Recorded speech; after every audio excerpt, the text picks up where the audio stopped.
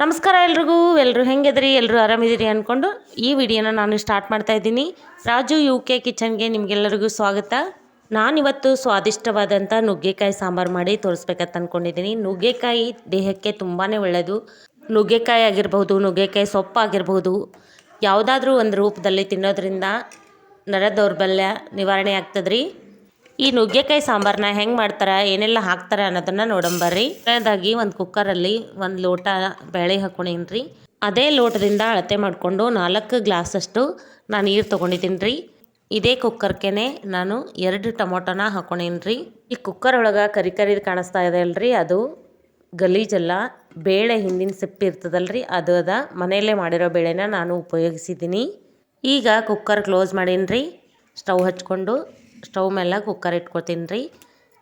ಏನಿಲ್ಲ ಅಂದರೂ 4 ಸೀಟಿಯರೇ ಆಗ್ಬೇಕ್ರಿ. ಇದು 4 ವಿಸಲ್ ಆಗೋ ತನಕ ಈ ನುಗ್ಗೆಕಾಯಿನ ಸಿಪ್ಪೆ ಬಿಡಿಸ್ಕೊಂಡು ಹೆಂಗೆ ಕಟ್ ಮಾಡ್ಕೋಬೇಕು ಅನ್ನೋದನ್ನು ನೋಡಂಬರ್ರಿ. ಈ ಥರ ಕಟ್ ಮಾಡ್ಕೋಬೇಕು. ಸೈಡಿಗೆ ಸ್ವಲ್ಪ ಬಿಟ್ಟಿರಬೇಕು ನೋಡ್ರಿ, ಈ ಥರ ಬಿಟ್ಟಿರಬೇಕು. ಇದನ್ನು ಹಿಡಿದು ಎಳೆದ್ರೆ ಸಿಪ್ಪೆ ಎಲ್ಲ ಬಿಟ್ಕೊಂಡು ಬಿಡ್ತದ. ನೋಡ್ಬೋದು ಈ ಥರ ನೋಡ್ರಿ. ಮತ್ತೆ ಇದೇ ಥರ ಸೇಮ್ ತೆಗಿಯೋಕೆ ಹೋದರೆ ಸಿಪ್ಪೆ ಎಲ್ಲ ಬರೋಲ್ಲ. ಈ ಮೆಥಡ್ ಒಳಗೆ ಕಟ್ ಮಾಡುವಾಗಲೇ ಈ ಥರ ತೊಗೊಂಡು ಬಿಡ್ಬೇಕು ನೋಡ್ರಿ.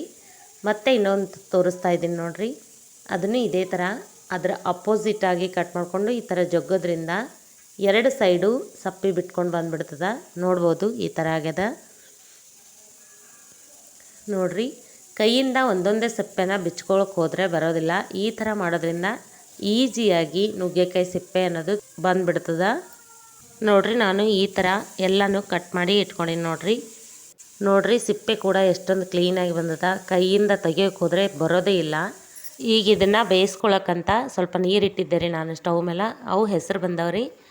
ಅದ್ರೊಳಗೆ ಈ ನುಗ್ಗೆಕಾಯಿ ಬಿಡಿಸಿಟ್ಕೊಂಡಿರೋದನ್ನೆಲ್ಲ ಇದ್ರೊಳಗೆ ಹಾಕಿಬಿಡ್ಬೇಕ್ರಿ. ಮೇಲೊಂದು ಮುಚ್ಚಿಬಿಟ್ರೆ ಆಯಿತು, ಕುದೀತಾ ಇರುತ್ತೆ. ಈ ನುಗ್ಗೆಕಾಯಿ ಎಲ್ಲ ಬೇಯೋವರೆಗೂ ಕುಕ್ಕರಲ್ಲಿ ಇರೋ ಬೇಳೆ ಕುದ್ದಿದೋ ಇಲ್ಲೋ ಅಂತ ನೋಡ್ಬೇಕ್ರಿ. ನೋಡ್ರಿ, ಈಗ ನಾನು ಕುಕ್ಕರ್ ಓಪನ್ ಮಾಡಿ ನೋಡ್ತಾ ಇದ್ದೀನಿ ನೋಡ್ರಿ, ಬೇಳೆ ಕುದ್ದಿದ್ರಿ. ಮನೆಯಲ್ಲೇ ಮಾಡಿರೋ ಬೇಳೆ ಇರೋದ್ರಿಂದ ಈ ಥರ ಕಪ್ದಾಗಿ ಸಿಪ್ಪೆ ಎಲ್ಲ ಬಂದಾವ ನೋಡ್ರಿ. ತೊಗರಿದು ನೋಡ್ಬೋದು. ಈ ಥರ ಒಂದು ಸೌಟ್ ಇದ್ದರೆ ಇದಕ್ಕೆ ರೇವಿಗೆ ಅಂತಾರ್ರಿ. ರೇವಿಗೆ ಅಥವಾ ಹುಟ್ಟು ಇದ್ರೆ ತೊಗೊಂಡು ತಿರುಗಾಡ್ಬೇಕ್ರಿ. ಈಗ ನೋಡ್ರಿ, ನಮ್ಮ ಬೇಳೆನೂ ರೆಡಿ ಆಗ್ಯಾವ, ನುಗ್ಗೆಕಾಯಿನೂ ಕುದ್ದು ರೆಡಿ ಆಗ್ಯಾವ ನೋಡ್ರಿ. ಈಗ ಒಗ್ಗರಣೆಗಂತ ನಾವು ಒಂದು ಸ್ಟವ್ ಮೇಲೆ ಒಂದು ಪಾತ್ರೆ ಇಟ್ಕೊಂಡು ಸ್ವಲ್ಪ ಎಣ್ಣೆ ಹಾಕ್ಕೊಂಡೀನಿ ರೀ. ಸಾಸಿವೆ ಜೀರಿಗೆ ಹಾಕ್ಕೊಂಡೀನಿ ನೋಡ್ರಿ. ಈ ಸಾಸಿವೆ ಜೀರಿಗೆ ಎಲ್ಲ ಚಟ್ಪಟ ಅನ್ಬೇಕ್ರಿ ನೋಡ್ರಿ. ಈಗ ಸಾಸಿವೆ ಜೀರಿಗೆ ಎಲ್ಲ ಚಟ್ಪಟ ಅಂದಮೇಲೆ ಸಣ್ಣದಾಗಿ ಕಟ್ ಮಾಡಿ ಇಟ್ಕೊಂಡಿದ್ದಾರೆ ನಾವು ಉಳ್ಳಾಗಡ್ಡಿ, ಅವನ್ನ ಹಾಕ್ಕೊಳತ್ತೀನಿ ನೋಡ್ರಿ. ಹಾಕ್ಕೊಂಡು ಸರಿಯಾಗಿ ತಿರುಗಾಡ್ಬೇಕ್ರಿ. ಬಿಗಿನರ್ಸ್ ಆಗಿದ್ದರೆ ನೋಡಿಕೊಂಡು ಮಾಡ್ಕೋರಿ, ಕೈ ಸುಡೋ ಸಾಧ್ಯತೆ ಇರ್ತದೆ. ಇವಾಗ ಕರಿಬೇವು ಹಾಕ್ತಾಯಿದ್ದೀನಿ. ಈ ಥರ ಎಲ್ಲನೂ ಹಾಕಿ ಈ ಬೆಳ್ಳುಳ್ಳಿನ ಕುಟ್ಕೊಂಡು ಬರ್ತೀನಿ. ಈ ಪಾತ್ರೆಗೇ ಕುಟ್ಟಿಟ್ಕೊಂಡಿರೋ ಬೆಳ್ಳುಳ್ಳಿನ ಹಾಕ್ಕೊಳತ್ತೀನಿ ನೋಡ್ರಿ. ನೋಡ್ಬೋದು ಈ ಥರ ಹಾಕಿ ಎಲ್ಲನೂ ಸರಿಯಾಗಿ ಕೈ ಆಡ್ಸ್ಕೊಬೇಕ್ರಿ. ಅದಾದ ನಂತರ ಸ್ವಲ್ಪ ಅರ್ಶಿಣ ಪುಡಿ ಹಾಕ್ಲತ್ತೀನಿ ರೀ ನಾನು. ಈಗ ಖಾರ ಹಾಕ್ಕೊಳತ್ತೀನಿ ರೀ. ಖಾರನ ನೀವು ನೋಡಿಕೊಂಡು ಹಾಕೋರಿ. ನಿಮ್ಮ ಮನೇಲಿ ಹೆಚ್ಚು ಕಡಿಮೆ ನೀವು ಮಾಡೋ ಕ್ವಾಂಟಿಟಿ ಜಾಸ್ತಿ ಇದ್ದರೆ ಆ ಥರ ಇನ್ನೂ 1-2 ಟೊಮೊಟೊ ಹಾಕೋಬೋದು ನೋಡಿಕೊಂಡು. ಅಥವಾ ಹುಣಸೆ ಹಣ್ಣಿನ ರಸ ಕೂಡ ಯೂಸ್ ಮಾಡ್ಬೋದು. ನಾವು ಬೇಯಿಸ್ಕೊಂಡಿರೋ ನುಗ್ಗೆಕಾಯಿ ಈ ಥರ ಆಗ್ಯಾವ ನೋಡ್ರಿ. ಇದನ್ನೆಲ್ಲ ಸರಿಯಾಗಿ ತಿರುಗಾಡ್ಕೊಂಡು ಇವಾಗ ಮೊದಲೇ ಬೇಯಿಸಿಟ್ಕೊಂಡಿರೋ ನುಗ್ಗೆಕಾಯಿ ನೀರಿನ ಸಮೇತ ಹಾಕ್ಕೊಂಡು ಬಿಡ್ಬೇಕ್ರಿ. ನೀರಿನ ಸಮೇತ ಹಾಕೋದ್ರಿಂದ ತುಂಬಾ ಟೇಸ್ಟ್ ಇರ್ತದೆ ರೀ. ಈ ಮಸಾಲ ಎಲ್ಲ ನುಗ್ಗೆಕಾಯಿಗೆ ಅಂಟುಕೊಳ್ಳೋ ಹಾಗೆ ಎಲ್ಲನೂ ಕರೆಕ್ಟಾಗಿ ತಿರುಗಾಡ್ಕೋಬೇಕ್ರಿ.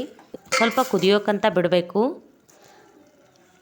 ಈ ನುಗ್ಗೆಕಾಯಿ ಕುದೀತಿರುವಾಗಲೇ ನಮಗೇನಾದರೂ ಉಪ್ಪು ಖಾರ ಕಡಿಮೆ ಅನಿಸಿದ್ರೆ ಸ್ವಲ್ಪ ಉಪ್ಪು ಖಾರ ಹಾಕೋಬೋದು ನೋಡ್ರಿ. ನಾನಿಲ್ಲಿ ಉಪ್ಪು ಹಾಕ್ಕೊಂಡೀನಿ ರೀ, ಸ್ವಲ್ಪ ಖಾರ ಹಾಕ್ಕೊಂಡೀನಿ. ಒಂದು 3-4 ನಿಮಿಷ ಕುದಿಯೋಕ್ಕಂತ ಬಿಡ್ಬೇಕ್ರಿ. ಇದೆಲ್ಲ ಕುದ್ದಾದ್ಮೇಲೆ ಮೊದಲೇ ಬೇಯಿಸಿಟ್ಕೊಂಡಿರೋ ಬೇಳೆನ ಇದ್ರೊಳಗೆ ಮಿಕ್ಸ್ ಮಾಡ್ಕೋಬೇಕ್ರಿ. ಫ್ರೆಂಡ್ಸ್, ನೀವೇನಾದರೂ ನಮ್ಮ ಚಾನಲ್ಗೆ ಹೊಸಬರಾಗಿದ್ದರೆ ಪ್ಲೀಸ್ ನಮ್ಮ ಚಾನಲ್ನ ಸಬ್ಸ್ಕ್ರೈಬ್ ಮಾಡಿರಿ, ಬೆಲ್ ಐಕನ್ನ ಕ್ಲಿಕ್ ಮಾಡಿರಿ. ಹೀಗೆ ಮಾಡೋದ್ರಿಂದ ನನ್ನ ವಿಡಿಯೋದ ಪ್ರತಿಯೊಂದು ನೋಟಿಫಿಕೇಷನ್ ನಿಮ್ಮ ಮೊಬೈಲ್ಗೆ ಬರ್ತದೆ. ಆಗ ಫಸ್ಟ್ ವಿಡಿಯೋನ ನೀವೇ ನೋಡ್ಬೋದು. ಈ ಹಂತದೊಳಗೆ ಸ್ವಲ್ಪ ನೀರು ಹಾಕೋಬೇಕು. ನಿಮಗೆ ಎಷ್ಟು ಗಟ್ಟಿ ಸಾಂಬಾರು ಮತ್ತು ತಿಳಿ ಸಾಂಬಾರು ಬೇಕು ನೋಡ್ರಿ, ಅದನ್ನು ನೋಡಿಕೊಂಡು ಹೆಚ್ಚು ಕಡಿಮೆ ನೀವು ನೀರು ಹಾಕೋರಿ. ಬೇಳೆ ಕುದಿಯೋವಾಗ ಟೊಮೊಟೊ ಹಾಕಿರೋದ್ರಿಂದ ಹುಣಸೆ ಹಣ್ಣು ರಸನ ಹಾಕ್ತಾಯಿಲ್ಲ. ನಿಮಗೆ ಬೇಕಾದರೆ ಟೊಮೊಟೊ ಹುಣಸೆಹಣ್ಣು ರಸ ಕೂಡ ಎರಡನ್ನೂ ಯೂಸ್ ಮಾಡ್ಬೋದು. ಸ್ಟವ್ ಮೇಲಿಟ್ಟು ಚೆಂದಾಗೆ ಕುದಿಸ್ಕೋಬೇಕ್ರಿ. ಎಷ್ಟು ಕುದೀತದಲ್ರಿ ಅಷ್ಟು ಟೇಸ್ಟ್ ಆಗ್ತದೆ. ಬರ್ರಿ ಈಗ ಬಿಸಿ ಬಿಸಿ ಚಪಾತಿ ಮತ್ತು ಬಿಸಿ ಬಿಸಿ ನುಗ್ಗೆಕಾಯಿ ಸಾರು ಊಟ ಮಾಡಾಕತ್ರಿ. ನೋಡ್ರಿ ಇಲ್ಲಿ ನನ್ನ ಮಗ ಊಟ ಮಾಡಿ ಟೇಸ್ಟ್ ಹೇಳಗತ್ತಾನ ಹೆಂಗಾಗ್ಯದ ಅಂತೇಳಿ. ನೀವು ನಿಮ್ಮ ಮನೆಯಾಗೆ ಮಾಡ್ಕೊರಿ, ನೀವೇ ತಿನ್ಕೊರಿ.